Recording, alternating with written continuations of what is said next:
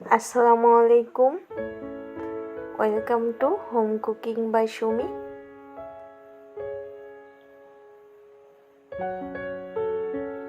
আজকে আমি তৈরি করব বাটাবাটির ঝামেলা ছাড়া মসুর ডালের বড়া। প্রথমে মসুর ডালগুলোকে খুব ভালোভাবে ধুয়ে নিতে হবে। আমি কয়েকবার মসুর ডাল ধুয়ে নিয়েছি। এই যে এভাবে পরিষ্কার করে নিয়েছি। এবার আমি একটা কড়াইতে মসুর ডালগুলো দিয়ে পানি দিয়ে দিচ্ছি 1 মগের মতো, দিয়ে ঢেকে 5 মিনিটের মতো সিদ্ধ করে নিতে হবে। এই তো 5 মিনিট পরে আমার মসুর ডালগুলো সিদ্ধ হয়ে গেছে। আমার নিচে কোনো লেগে যায়নি, আস্ত আস্ত রয়েছে। এবার আমি এগুলোকে একটা সাইডে রেখে দিয়ে সবগুলো একসাথে তৈরি করব। আর আমি আজকে পেঁয়াজ ছাড়াই মসুর ডালের বড়া বানাচ্ছি।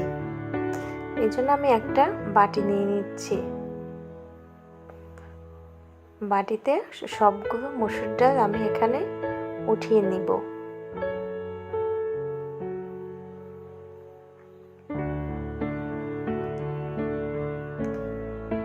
এবার আমি এর মধ্যে পেঁয়াজ না দিয়ে পেঁয়াজের কলি দিচ্ছি 1 কাপের মতো। ভুলবশত আমার বাটিটা এখানে পড়ে গিয়েছিল। আমি এখানে 3টে কাঁচামরিচ দিয়েছি, একটা লেবুর রস দিয়েছি।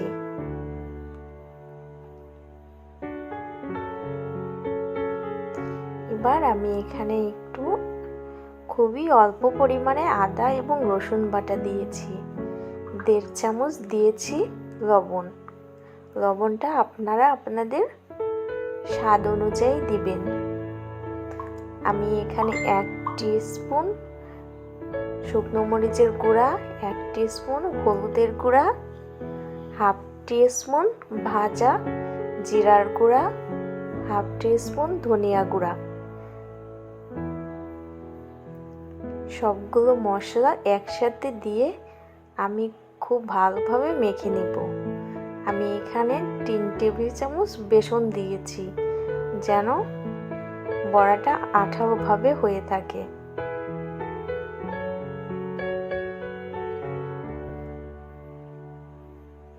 এবার আমি সবগুলো একসাথে ভালোভাবে মিশিয়ে নিব। মেশানোর পরে যদি মনে হয় পানি লাগবে, সেক্ষেত্রে পানি দিবেন। আমার এখানে কোনো পানি লাগেনি, সেজন্য আমি পানি দেইনি।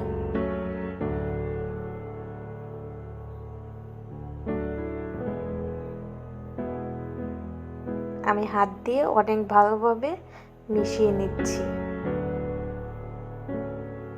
এই তো আমার বড়ার মতো করার জন্য রেডি হয়ে গেছে।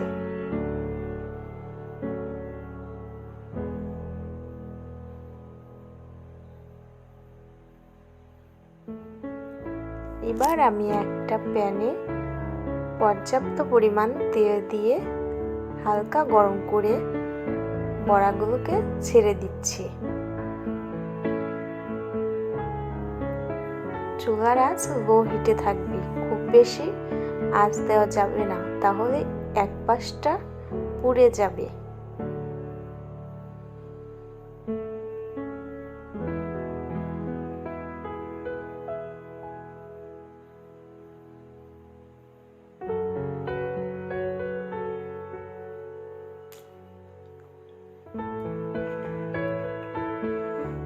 এক পাশটা হয়ে গেলে আমি অন্য পাশটা উল্টিয়ে দিব। আমি অনেক আস্তে দিয়েছি, দেখতে পাচ্ছেন আমার বড়াগুলো খুবই সুন্দরভাবে উঠে আসছে। এভাবে আমি উল্টিয়ে পাল্টিয়ে 3-4 মিনিটের মতো বড়াগুলোকে ভেজে নিব।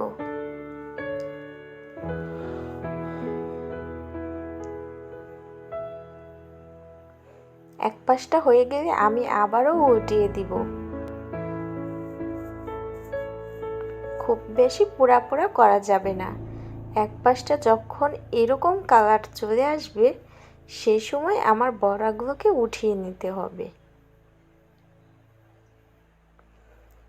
বন্ধুরা, আমার আজকের রেসিপিটি আপনাদের কেমন লাগলো অবশ্যই কমেন্ট করে জানাবেন। আমার রেসিপিটি যদি ভালো লেগে থাকে অবশ্যই লাইক, কমেন্ট এবং সাবস্ক্রাইব করে পাশেই থাকবেন।